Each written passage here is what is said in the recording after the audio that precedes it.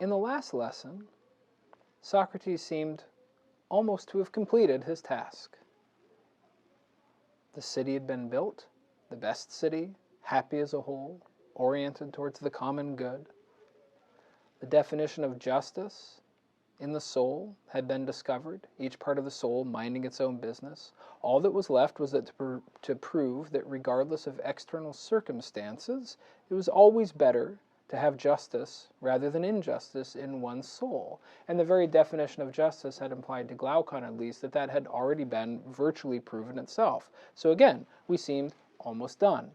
But now we find at the beginning of Book 5 that Socrates and Glaucon, as at the beginning of the book, are interrupted, and that Polemarchus and Adeimantus, as at the beginning of the book, force them to stay a while on something else, rather than letting them go. In other words, at the beginning of Book 5, the Republic symbolically starts again, right? Just as Polemarchus and Adeimantus and some others had arrested Socrates and Glaucon at the beginning of the book and forced them to stay in the Piraeus, just so Polemarchus and Adeimantus arrest him again, and force him, with the support of everyone listening, including Glaucon this time, to return to the topic of the city and speech. Socrates, you see, had not discussed at all the institution of the family, or the household. Marriage practices, child-rearing practices, had been left out. Remember, Socrates had just said, well, we'll follow the old proverb, the things of friends are in common. And this was obscure. Adeimantus had gone along with it at the time, but now he says, I was waiting, hoping that you would clarify what you meant. But now you seem to be moving on and robbing us of a whole part of the argument. So Socrates, you have to stop and go back and explain to us what you meant. How will marriage and child-rearing practices be handled in this city? Because we think that the goodness or badness of those practices are of decisive importance for the goodness or badness of the regime as a whole. So, how is it to be done, Socrates? And this request, this arrest and request, proves to unleash what Socrates calls 3 waves of argument upon them, all of which threaten to drown them in ridicule. In other words, Socrates says in effect that he had tried to hide these things before because he was afraid that they would be ridiculed, that they would seem ridiculous and unbelievable. But nonetheless, he will have to present them, these truly radical and unconventional reforms. The first one of which is the equality of the sexes among the guardian class. Male and female guardians will receive the same education and live the same way of life. The second wave is the communalization of the family. There will be no private families in this city. All men will hold all women in common. Parents will not know their children, and children will not know their parents. No exclusive marriages. So sexual equality, the communalization of the family, and finally, Socrates says, the only way that such a regime could ever come into being is if it was ruled over by philosopher kings. The third wave of reform. So, in this lesson, we're going to investigate the first 2 reforms primarily. We'll get to the introduction of the philosopher kings, but we won't talk about them because that claim proves to be very problematic. Glaucon challenges it, and that forces Socrates to explain who philosophers are, and that task takes up most of the rest of books 5 through 7. So, for now, let us discuss the equality of the sexes and the communalization of the family, beginning with the equality of the sexes in the guardian class. Socrates asserts that in their city, men and women of the guardian class will receive the same education, have the same way of life, and perform the same tasks. And this claim, I mean, we're used to claims about sexual equality today, the equality of the sexes, but this is was a highly unconventional claim in Socrates' time because ancient Greek society was highly segregated by sex. Men and women lived very different lives, and women in particular lived almost entirely domestic lives, to the point where in Athens it was actually the male who would go out and do the shopping. I mean, women stayed home and cooked and wove and such matters. Socrates' proposal would upend the way things were done among Greeks, among right-thinking Greeks, and especially because the way of life of the guardians includes a great deal of gymnastic exercise, and it was the custom among the Greeks for men to engage in most gymnastic exercise nude.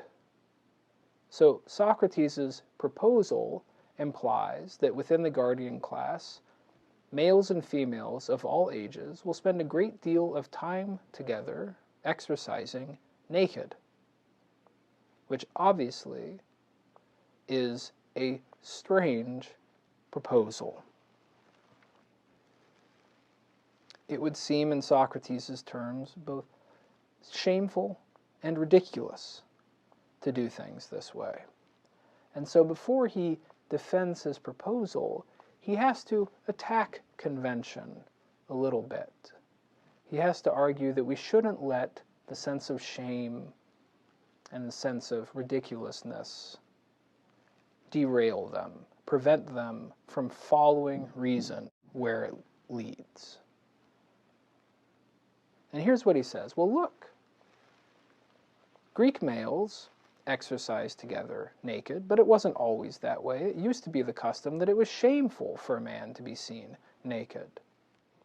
But then gradually we learned that when it came to gymnastic exercise, these things were actually better done without clothes on.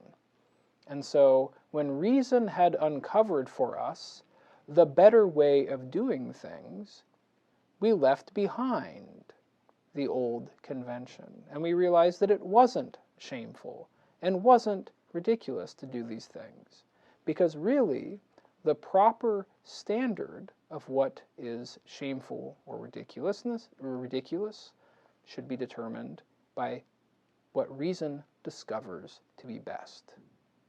That which is best cannot be shameful. That which is best cannot be ridiculous. So, if it turns out that it is possible for men and women to share the same way of life and the same education, and if it proves that it would be best to do things that way, then we must be willing to leave aside our conventions and scruples that might say otherwise. So, we must see whether these arrangements are possible and best, and we shouldn't worry about whether people might make fun of these proposals, because if they do, it is they, not us, who are being ridiculous. So that's his claim. And this is the most explicit point, you might say, in the Republic, where convention and reason are shown to be potentially in conflict with one another. So he has to do two things. He has to prove that it's possible and that it's best. And he starts with the question of possibility. And he frames the question of possibility in a particular way. He says, well, men and women have different natures. Is it possible? Is it according to nature for men and women to have the same way of life? And in particular, is it according to nature or contrary to nature to give women the way of life of a guardian, this warlike and austere way of life? And Socrates raises a hypothetical objection. He says, well, somebody might object to this proposal. They might say, well, look, Socrates, you're the one who said that in your city, every person should do one job, and the job they do should be the one that they are suited for by nature. One man, one art, according to nature. But of course, men and women have different natures. So wouldn't you be violating your own rule if you gave two groups who have different natures the same job? So Socrates, how would you respond here? If men and women are different by nature, how could you possibly give them the same job? And Socrates' response is to say, well, nature is an ambiguous term. Not every natural difference is relevant for determining what job somebody should do for a city. And he gives the example. He says, for example, people who are bald and people who have hair are naturally different from one another. Right? One has hair, the other one doesn't. But that's not relevant for determining, for example, who should be a carpenter. You know, if it's the case that some bald men are good at being carpenters, you shouldn't say, well, therefore, people who have hair shouldn't be allowed to be carpenters. The difference between being bald and having hair is a natural difference, but it's irrelevant. What we need to look for are the relevant natural differences between people that will determine what job they should do. And he says that these relevant natural differences are three. First, you can tell when somebody is naturally suited for a job when they learn it well and easily. Right? People who really have to struggle to learn something usually are not naturally suited for that pursuit.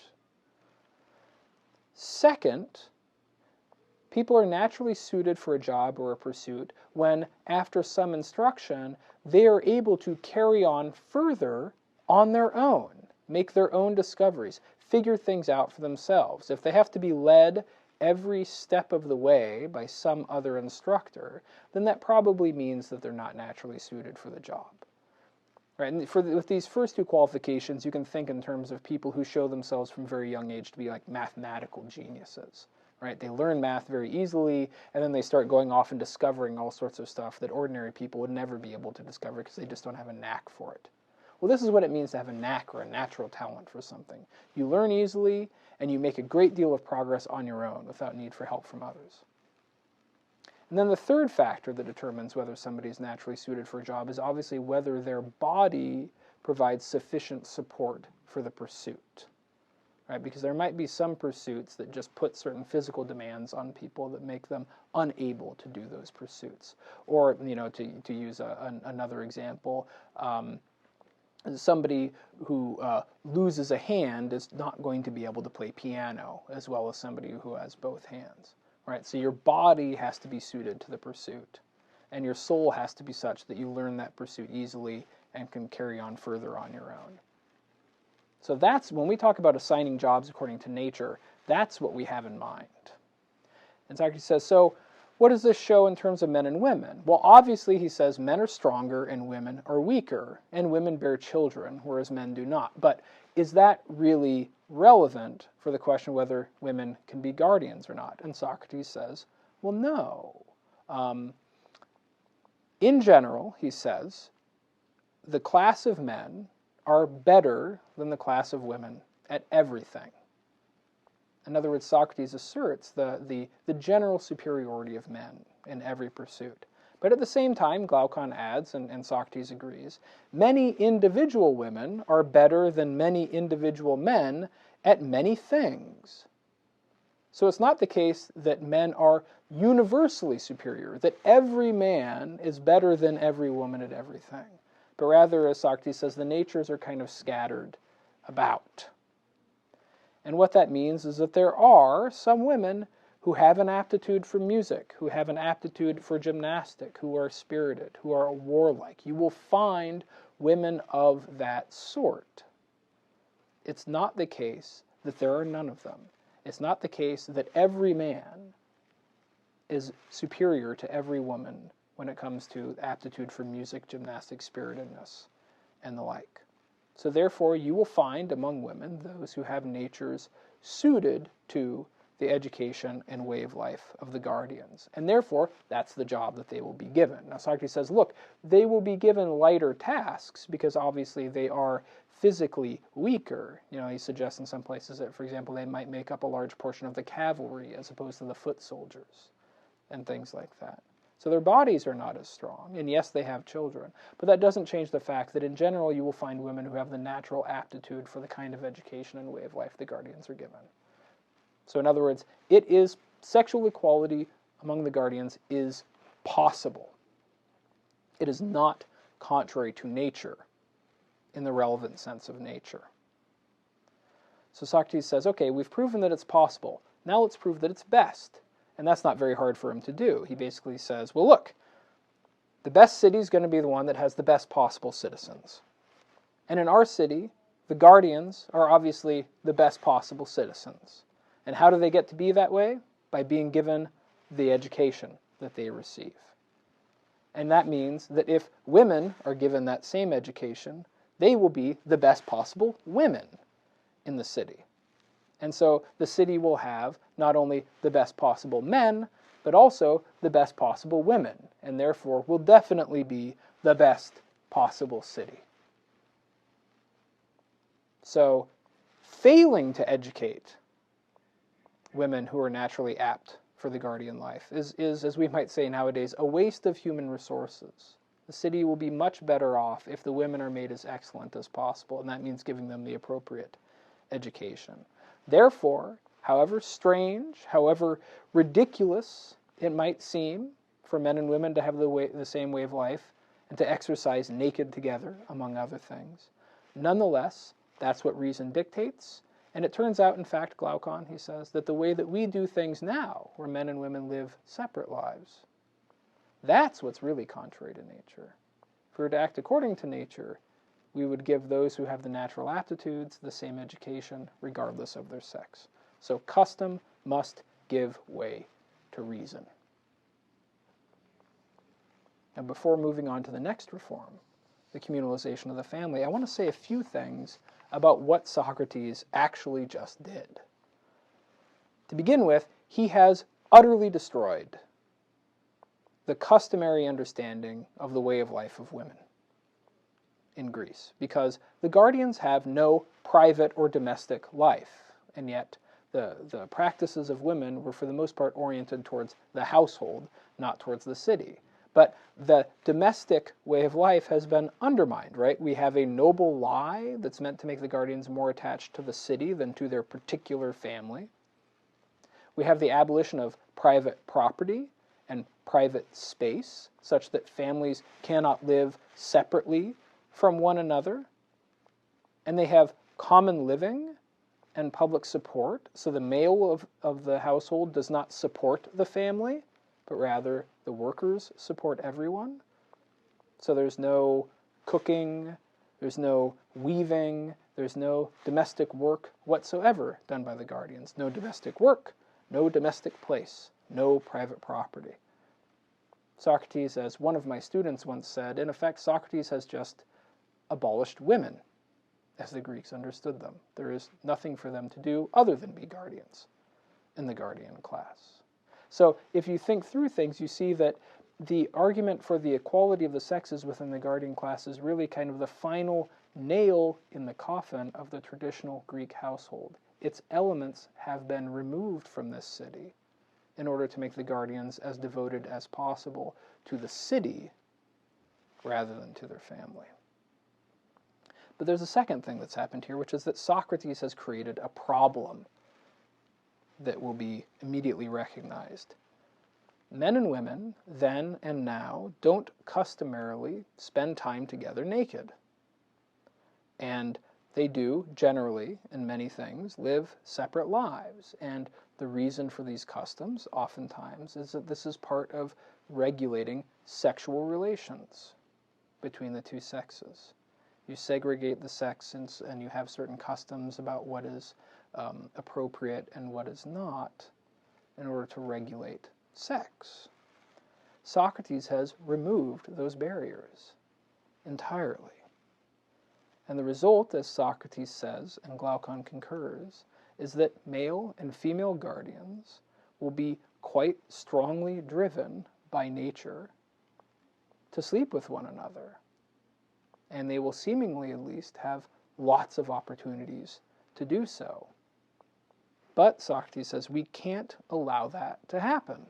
Unregulated sexual coupling, he said, would be unholy.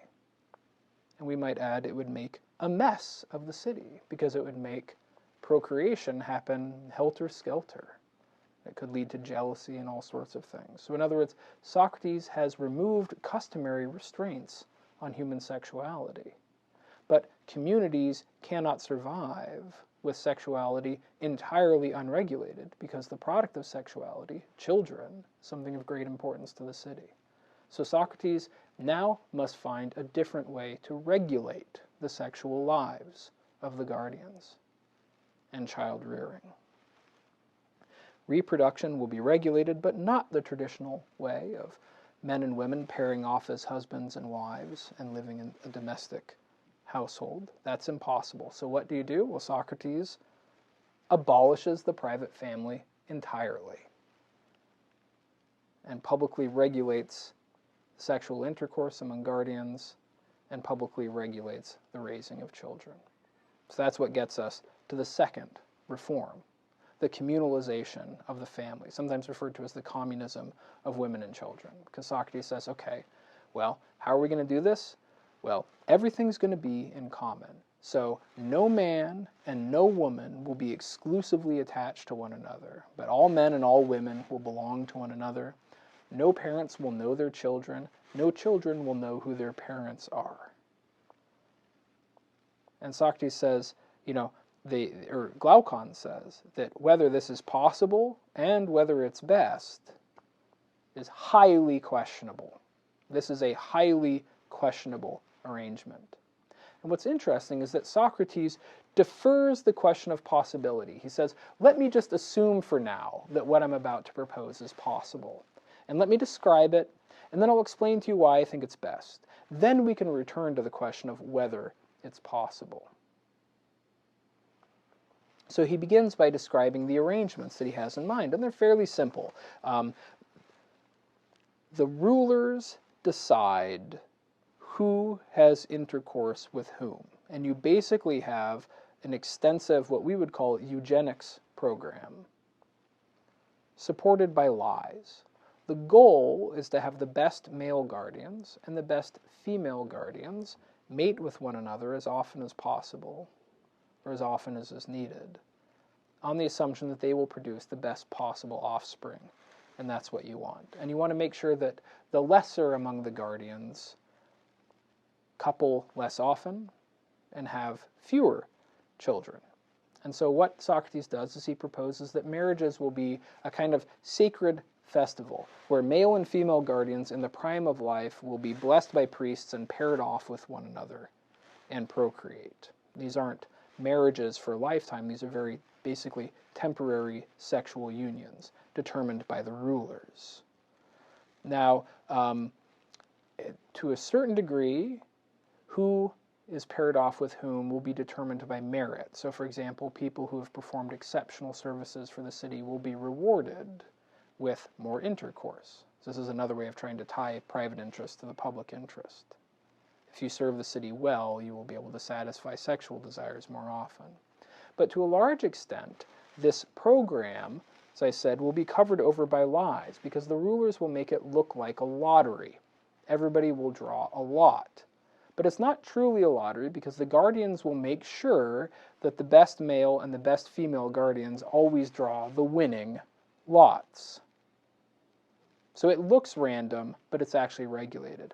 Why do that? Well, because Socrates recognizes that if this were done explicitly, it might create a great deal of resentment among those guardians who are passed over.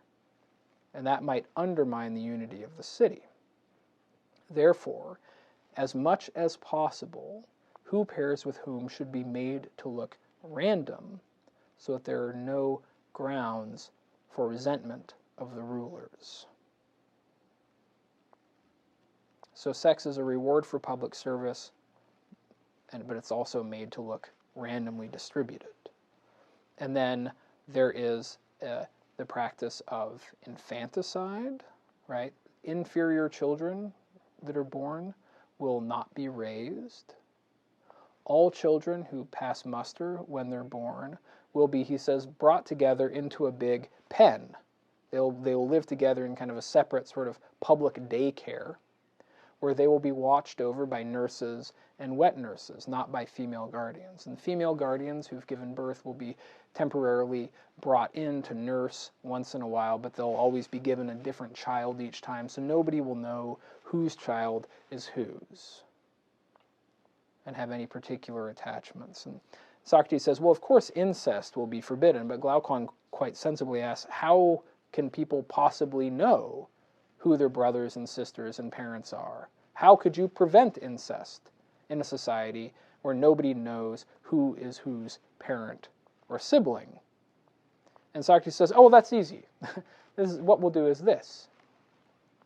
When you have these festivals where people are paired off, any child that's born 10 months after that will call all guardians that were mating 10 months earlier mom and dad. And anybody who is born around the same time as them, they'll call brother or sister. So in other words, the terms father and mother, which have a natural biological meaning, will be transferred to whole cohorts of people. And the same thing with brother and sister.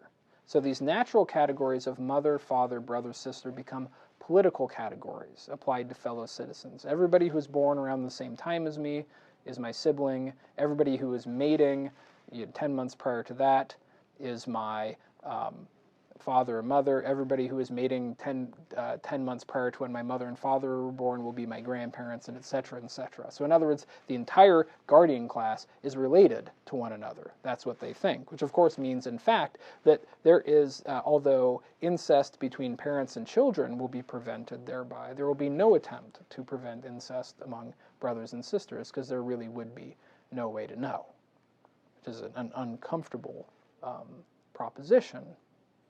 But that's what Socrates says. So parents, children, these are now political categories. The guardian class is made into one big family. And of course, in a certain way, you can say that these arrangements are certainly not according to nature, because the natural meaning of parent and child has been subverted for political reasons. So what justifies these strange arrangements? Well, Socrates argues that doing things this way, instead of having private households, would be best, because it would produce the greatest possible unity within the city. Agreement about what's good for the city. And here's how he explains it. He says, when people have the same pleasures and pains, that is, when the same things please or displease people, we might say, when people have the same interests, then they're unified with one another, when the same things cause them to rejoice or to suffer. But when people have private or different interests, this brings disunity to the city. You can think of like civil war or faction, right? So in battles during the Civil War, if the Union won, that pleased the supporters of the Union, and it displeased or it pained the supporters of the Confederacy. So you have disunity within your city. Or think of relations between the classes, the way that in our political rhetoric, Wall Street and Main Street are often opposed to one another, so that a policy that's good for Wall Street is supposedly bad for Main Street, or vice versa. This kind of idea of separate interests. Socrates is saying that when people have the same interests, your city is unified.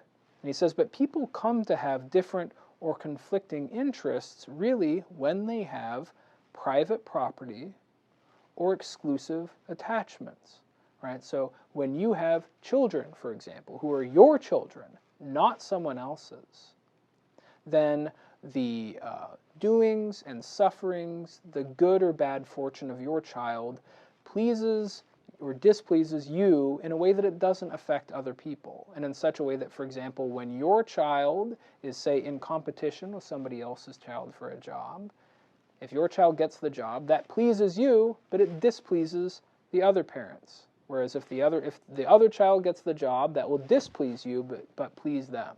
Because your kid isn't their kid, and so the fortune of your kid affects you differently from how it affects others. Or in the same way, if you have private property or something like that, or a particular business, what's good for your business might be bad for others, or vice versa. Because you have certain things that you call your own, that are exclusively your own, your happiness is tied to the fortune of those things, and in a way that potentially divides you from the interests of others.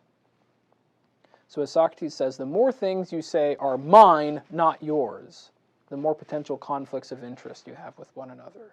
Whereas the more it's the case that the citizens consider the same things to belong to all of them. These things aren't mine, they are ours. The more things that citizens say ours about rather than mine, the more united they will be.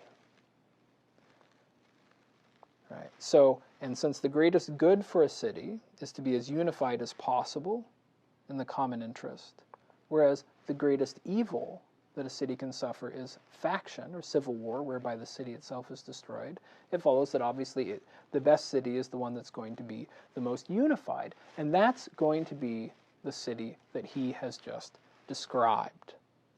where the interests of the classes are harmonized, for example. Remember, there's supposed to be a harmonious agreement between ruler and ruled over who should be in charge. The rulers will rule for the good of those they rule, and the people that they rule will recognize that. So there will be friendly relations among the members of the class hierarchy, right? In this city, Socrates says, there will be, among the ruling class, nothing private but the body. Everything else will be shared, right? It's impossible to communalize the body. When I hurt my shin, it doesn't hurt your shin, it hurts mine. You can't communalize the private pleasures and pains of your body. But everything that can be put in common is put in common in this city. No private property, no exclusive attachments, no family. Everything has been communalized. And what that means is that the guardians, as much as possible, say our own rather than my own about everything. And thus are pleased and displeased by the same things, and all are invested in the common good. Everything is shared. And Socrates says, in this context, that in fact we can now see that the guardians live the best possible life. When Adeimantus had objected earlier and said, you're making the guardians miserable. Remember, Socrates had said at first, well, I wouldn't be surprised if they were happiest just as they are, but we're not going to talk about that now. Well, now Socrates turns around and says, no, they live the best life. They are the happiest in the city because they live a life more blessed than even the life of the Olympic victors. Because these guardians win the greatest victory, the preservation of their city. And that means that they get the greatest honor, because they get honor for that greatest victory. And aside from that, they receive from their city everything that they need, and they receive support throughout their lives, and support for their children, and they receive honors and a proper burial when they die. So if the Olympic victors live a blessed life, surely these guardians live an even more blessed life, and surely it is a better life than, say, those who are in the working class. And Glaucon finds this argument acceptable, although, as we'll see in the next lesson, Socrates contradicts himself. It turns out that he doesn't think that the guardians live the best possible life. But in order to see why, he's going to have to transform, somewhat radically, Glaucon's understanding of the nature of virtue. And that will have to wait till next time. But for now, I just want to note one thing. Socrates still hasn't shown that it's possible, nor has he shown that this communalization of the family is according to nature. What he has done is attempt to overcome as much as possible what is oftentimes referred to as love of one's own. Love of those things that are yours and not others. This city has abolished to the greatest possible extent the power of love of one's own, and has transferred the allegiance of the guardians as much as possible away from their private interest and attached it to the common good. Everything possible is shared to make them as devoted as possible to the city by, in effect, giving them nothing in life other than devotion to the city and the honors that come from that. So you overcome or you suppress the love of one's own for the sake of the common good. This is very extreme, obviously. And what's interesting is that Glaucon, at this point, begins to seem positively excited about trying to figure out how it would be possible to bring this regime into being. He presses Socrates, okay, fine, how is this regime possible? How can we achieve this? Thereby showing, I think, that Glaucon is actually a rather dangerous kind of person. Not so much because he wants to be a tyrant who's exploiting others, but because he is so entranced or intoxicated or inspired by the understanding of virtue that this city embodies, that he is willing to ride roughshod over almost anything in order to bring it into being. Family gets in the way? Fine, we'll get rid of it. The relationships between men and women need to be radically transformed? Fine, we'll do it. Private property needs to be done away with? Fine, we'll do it. Lies? Fine, we'll do it. Complete molding of their character from birth until death? Fine, we'll do it. If that's the price we have to pay to achieve excellence, we'll do it. To use a somewhat anachronistic term, Glaucon is an extremist. And he's very ambitious. But his extremism and his ambition is in service of a certain view of virtue. And so that way it's not sort of criminally selfish, but it's still dangerous. I mention this because we'll see that over the course of the next 2 books, this political ambition, this extremism on Glaucon's part, will be overcome and moderated. So we'll see a kind of taming of Glaucon and his ambition. And to return to the text, Socrates has given us the first 2 waves: sexual equality and communalization of the family. But remember, in discussing the communalization of the family, he had deferred the question of how it would be possible to bring this about. And he continues to try to defer it. I won't talk about the passages where he does it, but Glaucon keeps pushing him, saying, how can we achieve this, Socrates? How can we achieve this, Socrates? And Socrates finally comes out and says it. He says, okay, well, what would we need to change about the way things that are done now in such a way as to make the city that we're talking about possible, as much as it can be possible? But turns out that you need to have philosopher kings. That's the only way that this regime will be possible. He says at Republic 473c, unless the philosophers rule as kings, or those now called kings and chiefs genuinely and adequately philosophize, and political power and philosophy coincide in the same place, while the many natures now making their way to either apart from the other are by necessity excluded, there is no rest from ills for the cities, my dear Glaucon, nor, I think, for humankind. Nor will the regime we have now described in speech ever come forth from nature, insofar as possible, and see the light of the sun. So in other words, only if philosophy and political power coincide can the regime that you long for, Glaucon, be realized. And this is a strange claim.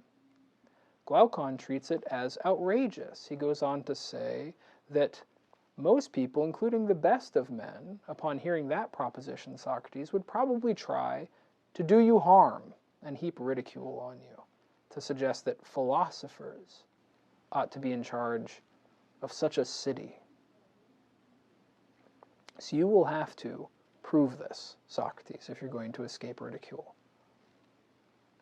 And this forces Socrates to explain what he means, because at first blush it doesn't make sense that people who devote their lives to abstract speculation and investigation about theoretical matters are the ones who are best equipped to lead warriors in battle, govern a city, punish lawbreakers, and so forth.